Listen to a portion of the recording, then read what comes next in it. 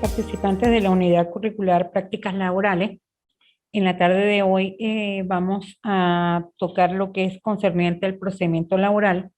Esta es la unidad 2, en el cual vamos a hablar lo que es el procedimiento laboral venezolano. Como todo procedimiento en el derecho, el procedimiento laboral está orientado por ciertos principios. Bien, estos principios son el principio de uniformidad, brevedad, oralidad, publicidad, gratuidad, sencillez, celeridad, inmediatez, concentración, prioridad de la realidad de los hechos y el de equidad. El proceso laboral venezolano sufrió una modificación significativa, pasando de ser casi totalmente escrito a ser predominantemente oral, aun cuando por formalidad y por seguridad jurídica se mantienen algunos actos de manera escrita y prevaleciendo también la función del principio de oralidad de los actuantes. El procedimiento ordinario en materia laboral inicia con la presentación de la demanda o la introducción de la demanda ante la oficialidad de las partes. Esto lo hace ante la unidad de receptoría del tribunal competente, lo que es denominado URD, Unidad de Recepción de Documentos. En el proceso laboral, al igual que el proceso civil y los procesos concernientes al derecho, conseguimos que hay dos instancias. La primera y la segunda instancia, perdón, en el proceso laboral de primera instancia se desarrolla a través del sistema de audiencias. Existe una audiencia preliminar, que es la fase de sustanciación, mediación y ejecución, y una audiencia de juicio, que es la fase de juicio.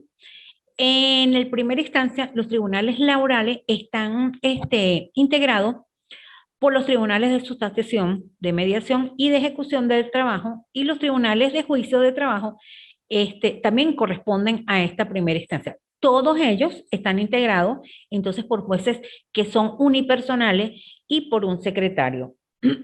La ley, perdón, la ley ejecutiva del trabajo señala que en la demanda o en las demandas, estas deben ser propuestas ante el juez de sustanciación, de mediación y de ejecución del trabajo, competente por el territorio que le corresponda, ¿sí?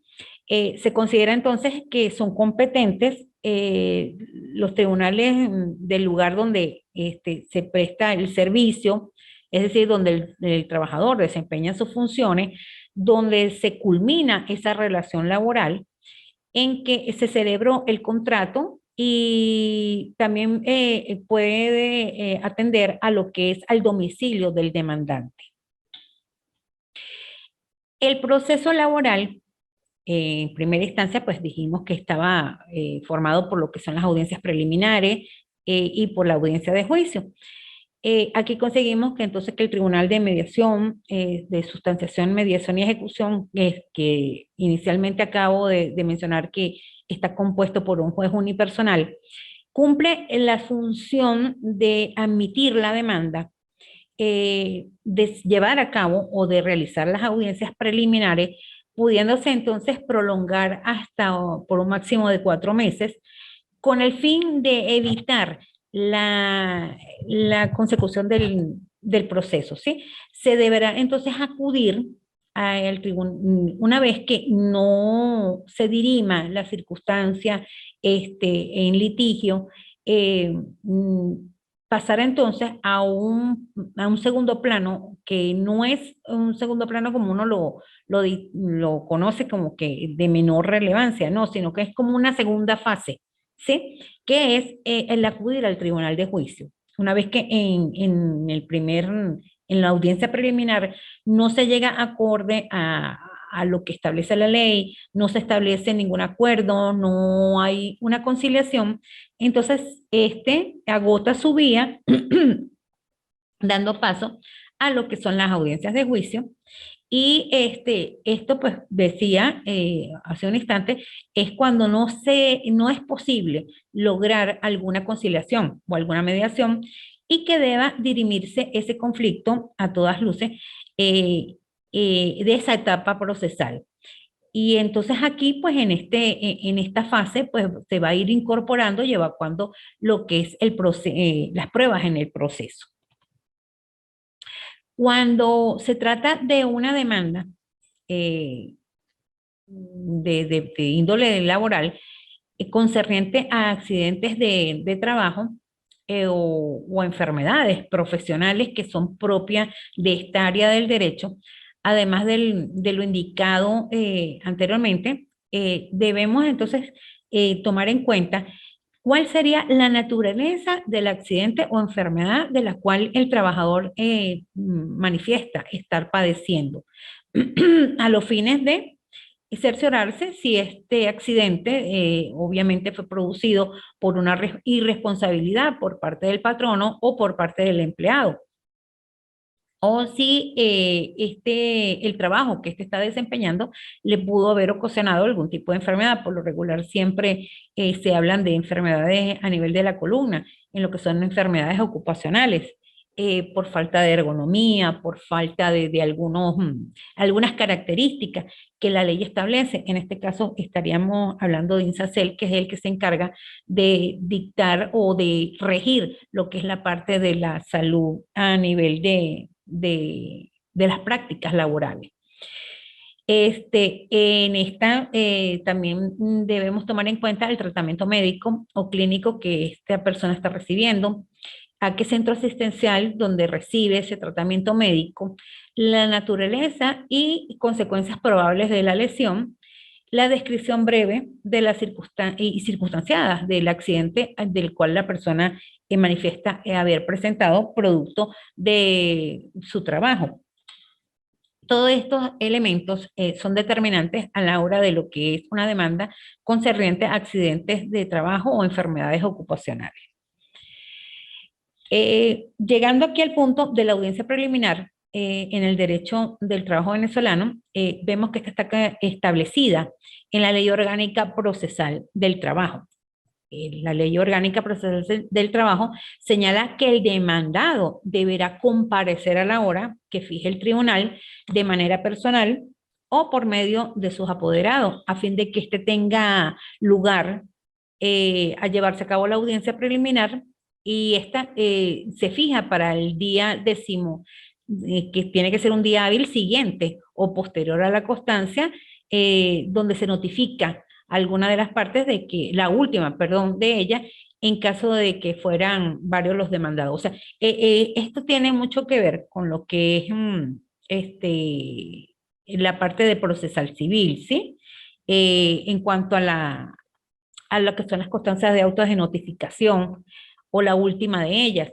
En este caso, tendremos que tomar en cuenta entonces cuál fue el último demandado por cuestiones de distancia, el último término de la distancia, que es lo que la ley establece. Es importante también expresar algunos presupuestos que van concernientes a lo que es la audiencia preliminar. Y uno de ellos es que esta audiencia preliminar debe ser netamente oral, privada y presidida personalmente por el juez de sustanciación y mediación y ejecución. Segundo, que es obligatoria la asistencia de las partes o de sus apoderados judiciales.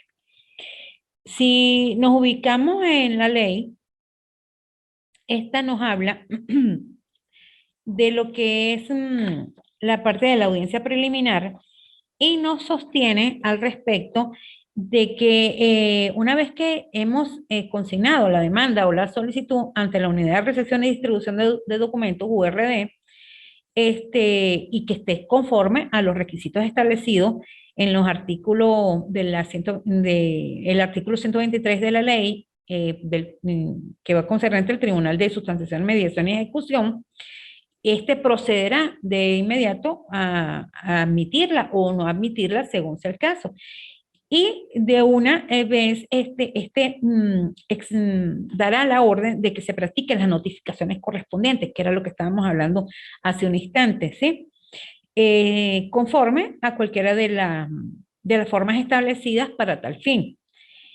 Fijará entonces al 10.º día, al 7.º día, pero ojo, días hábiles de despacho, pero que sea el día siguiente, esa notificación se deberá ser expedida y entonces allí, posterior a esa constancia, quedará esto en autos y las notificaciones dejarán constancia de que se va a llevar a cabo X determinado hora y día para la realización de una audiencia y que ésta llevará a cabo ante el Tribunal de Sustanciación, Mediación y Ejecución a quien se les ha designado según previo sorteo. La audiencia preliminar, perdón, entonces es un acto procesal cuyo fin es esencial lograr para la terminación del juicio a través de un medio de autocomposición procesal. Bien, continuando entonces con lo que estaba hablando hace un instante, el tercer punto que debemos tener en cuenta es que esta es de gran trascendencia, ya que nos indica que en la audiencia preliminar no se admiten cuestiones previas, como muy distinto a la parte civil, que en la primera audiencia pues podemos interponer, o antes de la primera audiencia, podemos interponer junto con la demanda, la solicitud de demanda, las cuestiones previas. En esta no está permitido.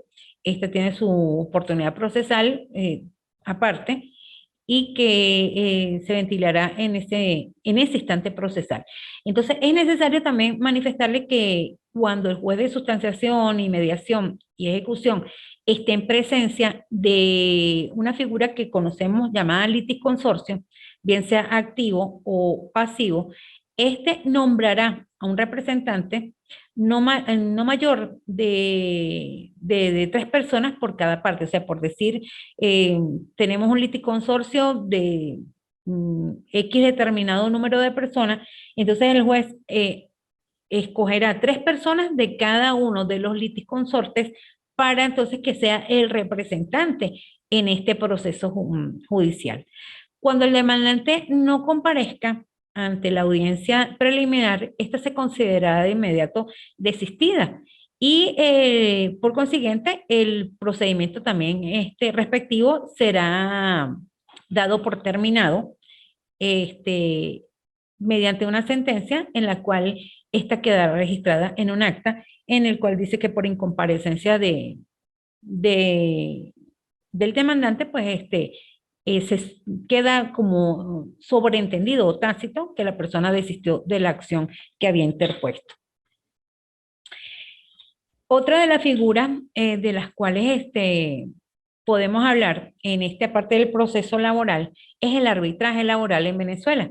Y este es concebido como una institución jurídica que ha sido utilizada en el derecho al trabajo como un medio heterónomo de soluciones de conflictos colectivas.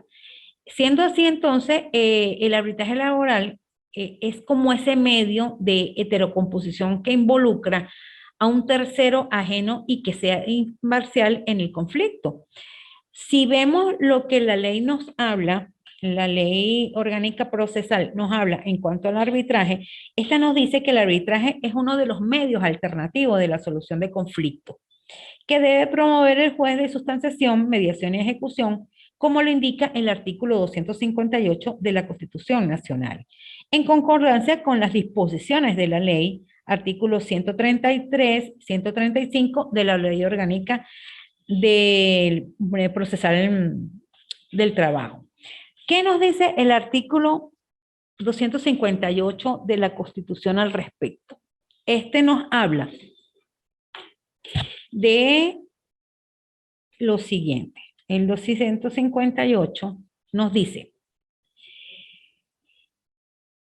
la ley organizará la justicia de paz en las comunidades, los jueces o juezas de paz serán elegidas por votación universal, directa y secreta. Esta nos dice entonces lo que son los jueces de paz, pero a la vez nos habla en su segunda parte de los medios alternativos. ¿Y qué dice de los medios alternativos? La ley promoverá el arbitraje, la conciliación, la mediación y cuáles que eran otros medios alternativos para la solución de conflictos. Vemos entonces aquí que nos establece ese lado favorable de la balanza que puede ser promovido antes de interponer cualquier solicitud al, en cuanto a lo que es la parte ya judicial, ¿sí? Creando de cierta manera pues un descongestionante en el sistema procesal. Si bien es cierto, algunos casos se han dirimido mediante lo que es el arbitraje y no se ha llegado entonces a agotar lo que es la parte del proceso laboral como tal. Entre las principales y fundamentales funciones del arbitraje, tenemos que estar la autonomía de la voluntad de las partes. Aquí debemos tomar en cuenta que ambas partes estén de acuerdo en cuanto a lo que es eh, esta solución o este mecanismo de soluciones de conflicto, resoluciones de conflicto mediante la figura del arbitraje, y que tengan las partes la capacidad para disponer de esos derechos. Obviamente, si no están facultados para ello, no se puede llevar a cabo. Y por último, también tener una libre disposición sobre los derechos, esos derechos disponibles que tiene cada una de las partes y que le es otorgado por la ley. Entre las características del arbitraje laboral, vemos que es un procedimiento especial que está establecido principalmente en la Constitución de la República Bolivariana de Venezuela, en el Código de Procedimiento Civil y en la Ley Orgánica de Procesal del Trabajo, así como por diversos tratados de índole internacional. También es indispensable en estos procedimientos especiales que las partes en previsión o estén en presencia de ese conflicto a ser dirimido manifiesten de manera inequívoca su consentimiento a someterse a tal procedimiento. De eso era lo que hablaba hace un instante, de que las partes estuvieran conforme o conteste a lo que es tal situación. Por otra parte, el laudo tiene carácter de sentencia definitiva y lo controvertido versará sobre asuntos que pueden ser objetos de transacción. Siguiendo con esto, entramos ahora a conocer lo que es el procedimiento de juicio y vemos que en el procedimiento de juicio, la audiencia de juicio implica el sometimiento de las partes a voluntad del Estado, quien a través de órganos jurisdiccionales dirimirá esas controversias suscitadas. Entre los tres puntos principales que pudiésemos establecer del procedimiento de juicio, tenemos que esta debe ser fijada por el juez de juicio al quinto día hábil siguiente de ser recibido el expediente. En esta se debe señalar por auto expreso y en este auto se debe especificar el día y la hora de la celebración. Esto no debe exceder a 30 días hábiles.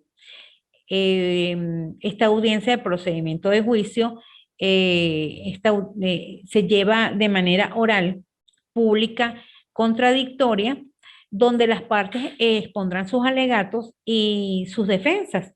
También en esta parte harán la evacuación de las pruebas. Siguiendo con esto, pues vemos que lo que es la parte del juicio, la ley establece lo siguiente. Tenemos entonces que cuando la ley nos habla de la audiencia de juicio, nos sostiene que la audiencia de juicio implica el sometimiento de las partes a una voluntad del Estado, quien a través de órganos jurisdiccionales dirimirá esa controversia. Esta será fijada por el juez de juicio al quinto día hábil siguiente de haber recibido ese expediente y que en el auto expreso, como lo señalé ahorita, deberá señalar el día y la hora de su celebración dentro de un plazo que no excederá de 30 días hábiles siguientes a dicha determinación. Esta audiencia constituye entonces el elemento central del proceso laboral. Por otra parte, pues decía que es una audiencia netamente oral, pública y contradictoria, que estará presidida por el juez de juicio, el cual tiene amplias facultades disciplinarias y que el mismo antes exigirá que la comparecencia de las partes sea obligatoria o bien sea por parte de sus abogados o apoderados, donde estos expondrán lo que son su defensa, sus alegatos contenidos en la demanda o contenidos en la contestación y que no vamos a plantear nuevos hechos ni se permitirá tampoco la presentación de lecturas de escrito, salvo que se trate de una prueba que ya esté existente dentro del expediente, ¿sí? En cuanto a lo que, en cuanto a lo que es lo de la contradicción o bilateralidad del debate, tiene como fin único que toda petición de una parte sea comunicada a la otra y para que esté bien la rechace o la acepte. En la audiencia de juicio, entonces, tenemos que se evacuarán las pruebas una vez esta sea terminada la intervención de las partes. Por lo general, se darán 10 minutos para cada una de las partes. Se comenzará con el demandante. Este será presentado, o este presentará, perdón, sus testigos, los testigos que hayan promovido previo a la audiencia de juicio, inicialmente cuando se interpone la acción y en audiencia preliminar, de allí, pues, en esa audiencia de juicio serán promovidos para que estos hagan sus declaraciones de manera oral. En esta audiencia también el juez podrá formular preguntas a las partes conforme a lo que establece la ley en cuanto a lo concerniente a la prueba de declaración de las partes. Ordenará a petición de parte o de oficio la evacuación de pruebas adicionales que consideren necesarias para el mejor proveer y el esclarecimiento de la verdad. Vemos entonces en esta gráfica que la audiencia de juicio tiene como principio fundamental la oralidad y la inmediación. Existe un debate de las partes. Este debate se llevará por un lapso de 10 minutos, en el cual el juez está facultado para preguntarle, bien sea al empleador o al trabajador, con alguna de las preguntas que él considere necesarias en la declaración de las partes y que sirvan y que sean necesarias para el esclarecimiento de la verdad. Luego vemos que esta audiencia puede ser, es pública, no es que puede, es pública, a diferencia de lo que es la audiencia preliminar. Esta es pública, oral y pública, y debe contar con la publicidad. Y en dicha audiencia también hay la oportunidad de presentar la nulidad de la sentencia en caso tal de que considere pertinente hacer la nulidad al respecto por alguno de los motivos establecidos según la ley. Bien. Continuando con lo que es el caso de la nulidad, vemos entonces que las causas de nulidad de la sentencia están contempladas en la ley y se reducen a 4 motivos específicos. El primero es por falta de determinaciones indicadas en el artículo anterior. El segundo, por haber absuelto la instancia. El tercero, por resultar la sentencia de tal modo contradictoria que no puede ejecutarse o que parezca que sea lo decidido. Y por último, cuando sea condicional o contenga ultrapetita. Todo esto en concordancia con lo que es el artículo 243 y 252 del Código de Procedimiento Civil. Cuando hablo de que contenga ultrapetita, estoy haciendo referencia a que el juez, de cierta manera, da más de lo que la parte ha pedido en su petitorio, valga la redundancia, de la demanda o la contestación de la demanda según sea la parte. Ok, continuando entonces, aquí entramos ya a hablar de lo que es el procedimiento de segunda instancia. El procedimiento de segunda instancia, obviamente, se va a realizar este se va a realizar al quinto día hábil. Esto es con referencia a la fijación de lo que es el procedimiento de segunda instancia, ¿sí? Una fijación de audiencia de segunda instancia, este se va a llevar a cabo al quinto día hábil siguiente de recibido el expediente por el Tribunal Superior, el cual fijará el plazo para la celebración y este plazo no será mayor de 15 días hábiles después de recibido.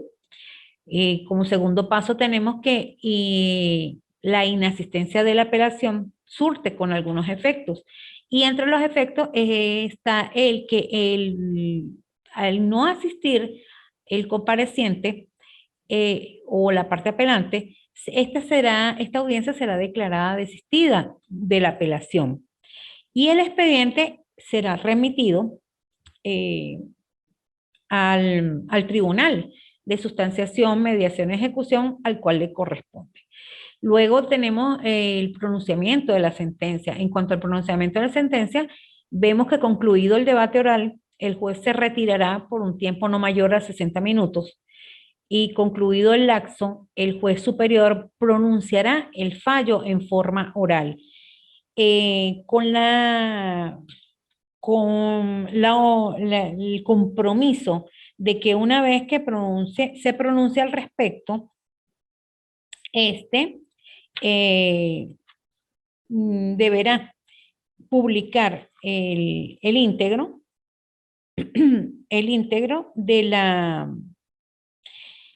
lo que es la sentencia, ¿sí?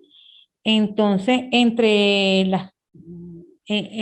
lo que veníamos diciendo al pronunciamiento de la sentencia, conseguimos entonces esta particularidad de la cual debemos estar entonces muy presentes. Luego viene un único diferimiento. Esta audiencia puede tener un único diferimiento, ¿sí? Y el cual, este es en casos excepcionales, o sea, eso no se da habitualmente o regularmente, son casos que en verdad son excepcionales por atendiendo a lo que sería la complejidad del asunto del cual se está debatiendo o por casos de fortuitos o de fuerza mayor, el juez superior podrá diferir por una sola vez la oportunidad para dictar la sentencia. Y esto tendrá un lapso no mayor de 5 días hábiles después de concluido el debate oral. Y por último, tenemos que la audiencia de juicio debe llevarse a cabo de manera de reproducción audiovisual, que quede un registro de memoria perpetua de las mismas. La audiencia deberá ser reproducida, como dije, de forma audiovisual, debiendo el juez de juicio remitir junto con el expediente en un sobresellado la cinta o en medio electrónico de reproducción para el conocimiento del Tribunal Superior del Trabajo y de la Sala de Casación del Tribunal Supremo de Justicia. Hablando de los casos excepcionales, de los que se acostumbra, o no que se acostumbra, sino casos excepcionales como lo dije en el diferimiento, también en este caso excepcional de que exista una reproducción audiovisual y que no se pueda reproducir y que por algún motivo se imposibilite que esta audiencia quede reflejada en un medio audiovisual, esta podrá realizarse sin este medio, pero dejando el juez constancia de que de por qué fueron las circunstancias de que la sentencia no se podrá reproducir en un medio audiovisual. Entramos ahora a conocer lo que es el recurso de casación. El recurso de casación lo tenemos contemplado en lo que es la ley procesal del trabajo, ley orgánica procesal del trabajo. ¿Qué nos dice la ley al respecto? La ley cuando nos habla de recurso de casación dice que conforme al artículo 262 de la Constitución Nacional, que atribuye la competencia en materia de casación laboral a la Sala de Casación Social y la competencia señalada en el artículo 30, numeral 1 de la Ley Orgánica Suprema de Justicia, perdón, el Tribunal Supremo de Justicia, es desarrollada en esta ley en el artículo sexto, perdón, el título sexto, artículo 167 al 176. Y nos dice que el recurso de casación laboral tiene importantes modificaciones respecto al recurso en materia civil independiente de la oralidad, que es una característica que lo diferencia radicalmente de la otra. Según la ley, tenemos que en el recurso de casación se presta cuando hay sentencias que son recurribles. Y en el caso laboral son recurribles, bien sea por la cuantía. Y cuando hablamos de la cuantía, pues hacemos referencia contra esas sentencias de segunda instancia que pongan fin al proceso y que cuyo interés principal exceda a las 3.000 unidades tributarias. Como segunda causa necesaria, tenemos también las que son contralaudos arbitrales, cuando el interés principal de la controversia exceda a las 3.000 unidades tributarias, igual que la condición necesaria anterior. Luego tenemos que se da también cuando hay algunos supuestos para declarar con lugar. Y en este caso, pues se establece según la casación de forma o la casación de fondo, perdón. Cuando hablo de la casación de forma, hablo de que cuando en el proceso se hayan quebrantado o se hayan omitido formas sustanciales de esos actos que menoscaben los derechos a la defensa. Es aquí cuando entonces procede una sentencia recurrible según los supuestos declarados con lugar. Luego, al hablar de lo que son la casación de fondo, vemos que es cuando se hayan incurrido en un error de interpretación acerca del contenido y alcance de una disposición expresa de la ley o que esté aplicando falsamente alguna norma jurídica. En este caso, la ley nos habla de esos supuestos para declararlo y nos dice en el caso de fondo que cuando se haya incurrido en un error de interpretación acerca del contenido y alcance de una disposición expresa de la ley o aplicando falsamente una norma jurídica, cuando se aplique una norma que no esté vigente o cuando se haya violado una máxima de experiencias. En este caso, la infracción tiene que haber sido determinante de lo dispositivo, del dispositivo, perdón, de la sentencia. En la casación de fondo, entonces, existe el supuesto número 3, que es por falta de contradicción o por error, falsedad o manifiesta ilogicidad de la motivación. Cuando digo ilogicidad es que lo expuesto en la motiva no concuerda o no tiene mucha coherencia o hilación y no está sucinta de manera expresa a lo que se ha contemplado durante el proceso. Con esto entonces vemos que culminamos lo que es la parte de la segunda unidad, el procedimiento laboral, en el cual hablamos de del procedimiento laboral venezolano, la introducción de la demanda, las audiencias preliminares, el arbitraje, el procedimiento de juicio, el procedimiento en segunda instancia y el recurso de casación. Ahora, siguiendo un poco más aquí de lo que es el recurso de casación, cuando se admite y cuando se niega. El recurso de casación se anunciará en forma escrita ante el Tribunal Superior del Trabajo, quien dictó la sentencia contra el cual se recurre, y esto será dentro de los 5 días hábiles siguientes contados a partir del vencimiento del término que se da para la publicación de la sentencia. El Tribunal Superior del Trabajo lo admitirá o lo rechazará el día siguiente de su vencimiento del lapso que se da para su anuncio. En caso de negativa, deberá motivar el rechazo y en caso de admisión hará constar en el auto el día que corresponde a la admisión sería el último día, el día número 5, para que dé el anuncio y remitirá el expediente de forma inmediata. Cuando es declarado con lugar el recurso de casación, o un recurso de hecho, este comenzará a correr bien, desde el día siguiente a la dicha declaratoria y el lapso de formalización del recurso de casación. En caso contrario, el expediente se remitirá directamente al juez, que deberá conocer de la ejecución, participándole de la revisión al tribunal donde provino el expediente. Bueno, con esto entonces damos por culminada lo que es la segunda unidad. Para el próximo, el próximo encuentro, vamos a hablar de lo que, vamos a entrar un poquito más, a ver un esquema de lo que es la relación laboral junto con el procedimiento laboral. Bien, para culminar entonces lo que es la unidad curricular de prácticas laborales. Cualquier duda, cualquier interrogante o cualquier aporte que se desee hacer, pues ya saben cuál es la vía por la cual podemos formularla, bien sea mi correo o por la plataforma de la universidad. Espero entonces haber sido muy específica en cuanto a la explicación de lo que es el recurso de casación, la audiencia preliminar, y lo que es primera y segunda instancia.